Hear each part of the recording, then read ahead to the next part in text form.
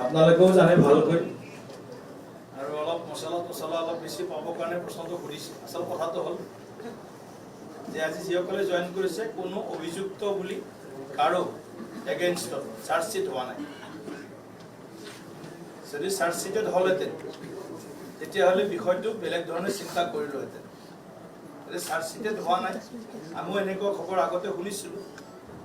গতিকে কংগ্ৰেছ দলত এইবিলাক কৰিলে বহুত এৱাৰ্ডো পাই আছিলে, ৰিৱাৰ্ডো পাই আছিলে।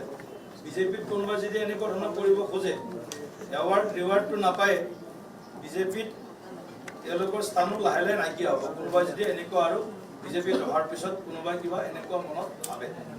বিজেপি পাৰ্টি তালিকাৰ প্ৰথমখন কেতিয়া প্ৰকাশ পাব? মই কালিও কৈছোঁ কথাটো যে আমাৰ এটা বিশিষ্ট আমাৰ পদ্ধতি আছে যে ষ্টেট ইলেকশ্যন কমিটিৰ মিটিং হ'ব। সেই মিটিঙত আমি এটা পেনেল প্ৰস্তুত কৰিম আৰু সেই পেনেল আমি ৰাষ্ট্ৰীয় যি নিৰ্বাচন সমিতি আছে, ৰাষ্ট্ৰীয় নিৰ্বাচন সমিতিলৈ প্ৰেৰণ কৰিম। ৰাষ্ট্ৰীয় নিৰ্বাচন সমিতি বা পাৰ্লিয়ামেণ্টাৰী বৰ্ডৰ সভাত প্ৰাৰ্থী যিটো চয়ন, সেই চয়নটো চূড়ান্ত হয় আৰু তাৰ পৰা ৰাষ্ট্ৰীয় সমিতিয়ে দিল্লীৰ পৰাই দলৰ বিধানসভা বা লোকসভাৰ বা ৰাজ্যসভাৰ প্ৰাৰ্থী তাৰ পৰাই ঘোষণা কৰে। এইটো আমাৰ দলৰ পৰম্পৰা। এটা বিষয়, ভূপেন বৰা যোগদানক কেন্দ্ৰ কৰি কংগ্ৰেছ দলে সামাজিক মাধ্যমত যথেষ্ট দিন এইকেইদিন তালিকা প্ৰকাশ কৰিছে যে কোনসকল ব্যক্তি কংগ্ৰেছৰ পৰা আহি বিজেপিত যোগদান কৰিছে বা এনেকুৱা বিষয়টো লৈ। এই ক্ষেত্ৰত আপুনি কি কয়? মানে এই যি ধৰণৰ প্ৰচাৰ, তেওঁলোকৰ কংগ্ৰেছৰ অপপ্ৰচাৰক কি ধৰণে আপোনালোকে প্ৰতিৰোধৰ ব্যৱস্থা লৈছে?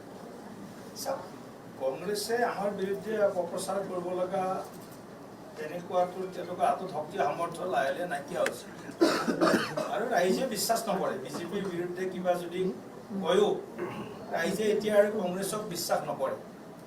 গতিকে কংগ্ৰেছ দলে বিশ্বাসযোগ্যতা হেৰুৱাইছে অসমৰ খিলঞ্জীয়া থলুৱা প্ৰকৃত ভাৰতীয় মূলৰ ভাৰতীয়ৰ হাতত। গতিকে সেইকাৰণে কংগ্ৰেছ দলৰ সমালোচনা ভাৰতীয় জনতা পাৰ্টীৰ বিৰুদ্ধে তেওঁলোকে কিবা চাৰ্জশ্বিটো তেওঁলোকে কেইদিনমান আগত ঘোষণা কৰিছে, কিবা চাৰ্জশ্বিট বনাইছে। গতিকে এইবিলাক বুমেৰাং, আনলৈ বুলি হোল পুতি নিজে মৰে ফুটি। কংগ্ৰেছে যিমান হোল পুতিছে বিজেপিৰ কাৰণে, সেইবিলাক কংগ্ৰেছৰ দুষ্কৰ্মৰ এটা এটা অধ্যায়। বিজেপিলৈ যি খেল মাৰিব খুজিছে, সেই খেলবিলাক কংগ্ৰেছৰ দিনৰ ভয়ংকৰ দুৰ্নীতি, ভ্ৰষ্টাচাৰ, ব্যভিচাৰ, দুৰাচাৰ আৰু অসমৰ সকলো ক্ষেত্ৰত স্বাৰ্থক আপোচ কৰা তেওঁলোকৰ এটা এটা কলা অধ্যায়। যোৱাকালি বিজেপিৰ এগৰাকী কাৰ্যকৰ্তাই যেতিয়া ৰাজীৱ ভৱন ঘেৰাও কৰিছিলে, সেই সময়ত অশ্লীল ইংগিত দিয়া এটা ভিডিঅ' আহিছে, কি ক'ব? কেনেকৈ এইটো কি অশ্লীল ইংগিত, মইতো বুজিবই পৰা নাই কি ইংগিত আছে এইটো। কোনোবা বুজি পাইছে? ইমান ইংগিত বুজি পোৱা মানুহ কিমান আছে? এনেকুৱা ইংগিতবিলাক মোৰ সেইটোৱে প্ৰশ্ন। নে শ্লীল আৰু অশ্লীলটো কি আছে এইটো মই নাজানো, কিন্তু কোনেবা বুজি পায় এইবিলাক ইংগিত, মোৰ সেইটোৱে প্ৰশ্ন। কালিৰ দিনটো যেতিয়া প্ৰতিবাদ সাব্যস্ত কৰিছিল বিজেপিয়ে, কংগ্ৰেছৰ কৰ্মীয়ে মানে অভিযোগ কৰিছে যে আচলতে আৰক্ষীৰ ফালৰ তেওঁলোকক আক্ৰমণ কৰা হৈছে, আৰক্ষীৰ ওপৰত তেওঁলোকে গোচৰ কৰিছে। আৰক্ষীয়ে উত্তৰ দিব।